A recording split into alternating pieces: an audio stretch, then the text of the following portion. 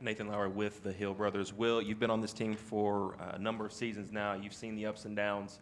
What is it for you as a guy who's been with this team for a while to see Bill Belichick come in and be your head coach, and how the aura of the team and the mindset of the team has changed over the last 7-8 months now?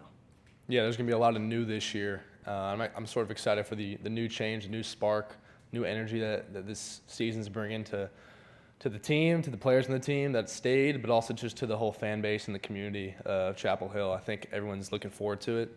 I'm no different. I know all the players on the team that were here last year are excited for this new change. When we got the news that Coach Belichick was going to be our new coach, we were all pumped for it. Shocked at first, but ready to get to work, and that's exactly what we've been doing.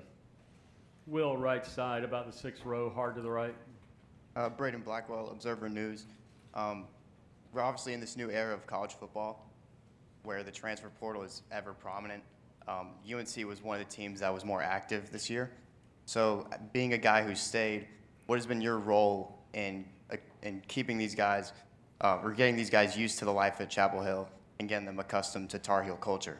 Yeah, like you said, we've got a lot of new players on this team, and that's just because we brought in a ton of new guys that have a lot of talent. And so anytime there's change, it's good, especially in this day and age. And so as a leader on the team that's been here, it's sort of one of my roles to get everyone established, learn everyone's names, but also just learn everything about these guys and really create a team chemistry that can go win on Saturdays. It's hard to play successful football when you got a bunch of individuals out there playing for themselves. And so this summer and this fall, and our mindset is how can we, play successful, play fast, but play together so that we can, have success on the field.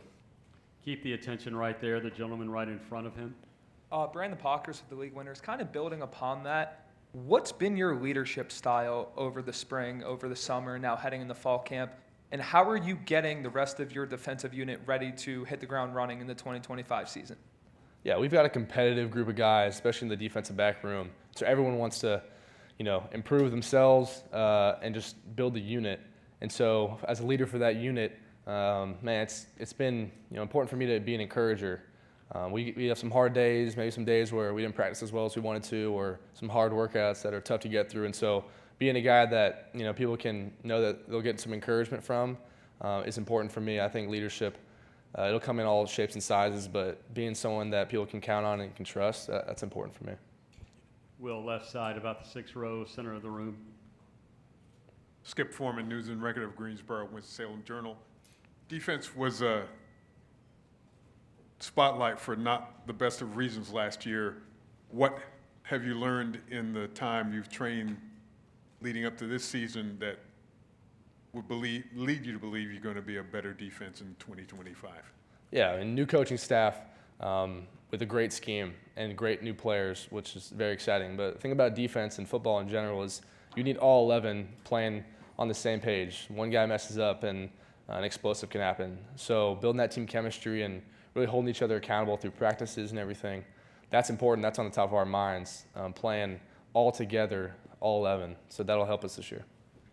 Will, we'll go back to the front row just to your left. Will, Dan Tortora, wakeupcalldt.com. That development off the field from Bill Belichick and the coaching staff, just to speak to that. On the field, obviously there's a lot that's going to happen, but off the field, building into a stronger young man in society, just what you could say to that.